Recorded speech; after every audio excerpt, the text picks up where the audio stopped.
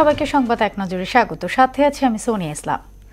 আওয়ামী লীগ বিদ্যুৎ খাত সহ উন্নয়ন প্রকল্পগুলোতে ডাকাতি করে দেশের অর্থনীতি ধ্বংস করে দিয়েছে বলে অভিযোগ করেছেন প্রধান উপদেষ্টার প্রেস সচিব শফিকুল আলম। গত 6 মাসে অর্থনীতি যেভাবে ঘুরে দাঁড়িয়েছে তাকে মিরাকেল বলে উল্লেখ করেন তিনি।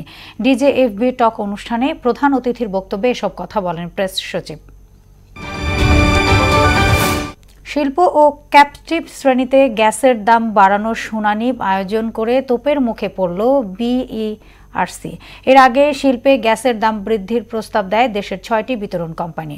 প্রস্তাবের ওপর সকালে গণশুনানি শুরু হয়। কার্যক্রমকে গণবিরোধী আখ্যা দিয়ে হট্টগোল করেন অংশীজনরা।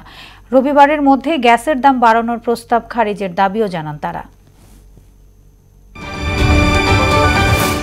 আইনশৃঙ্খলা নিয়ে সারা দেশের মানুষের মধ্যে শঙ্কা বাড়ছে। পরিস্থিতি নিয়ন্ত্রণ করে স্বরাষ্ট্র উপদেষ্টাকে দক্ষতার প্রমাণ দিতে হবে বলে মন্তব্য করেছেন বিএনপির সিনিয়র যুগ্ম মহাসচিব রুহুল কবির রিজভী। দুপুরে দলীয় চেয়ারপারসনের গুলশান কার্যালয়ে এক অনুষ্ঠানে তিনি বলেন, পাড়া মহল্লার গডফাদার তৈরি হচ্ছে, এদের বিরুদ্ধে ব্যবস্থা নিতে হবে। মানবতা বিরোধী অপরাধের মামলায় জামায়াত নেতা এটিএম আজহারুল ইসলামকে আপিল করার অনুমতি দিলেন আপিল বিভাগ। রিভিউ থেকে ফের আপিল শুনানি হবে এমন মানবতা বিরোধী অপরাধের মামলা এটাই প্রথম। প্রধান বিচারপতির নেতৃত্বে 5 বিচারপতির বেঞ্চ এই অনুমতি দেন। জামায়াত নেতার পক্ষে শুনানি করেন ব্যারিস্টার এহসানুল আবদুল্লাহ।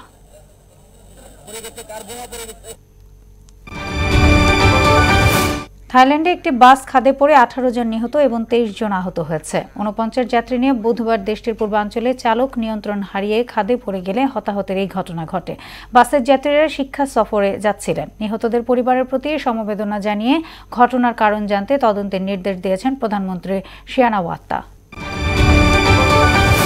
ফিফা নারী প্রীতি ম্যাচে আজ আরব আমিরাতের মুখোমুখি হচ্ছে দুবাইয়ের বাংলাদেশ সময় রাত 9:30টায় শুরু হবে খেলা। বয়স ভিত্তিক পর্যায়ে 3বার আরব আমিরাতের সঙ্গে দেখা হলেও সিনিয়র পর্যায়ে এই প্রথম মুখোমুখি হচ্ছে দুদল। সাবিনা খাতুন সহ সাফ জয়ী 18 জন ফুটবলারকে ছাড়াই খেলতে নামবে বাংলাদেশ। এ ছিল সংবাদ এক নজরে। সবশেষ খবর সবার আগে জানতে মোহনার সাথেই থাকুন। এতক্ষণ সঙ্গে থাকার জন্য ধন্যবাদ সবাইকে।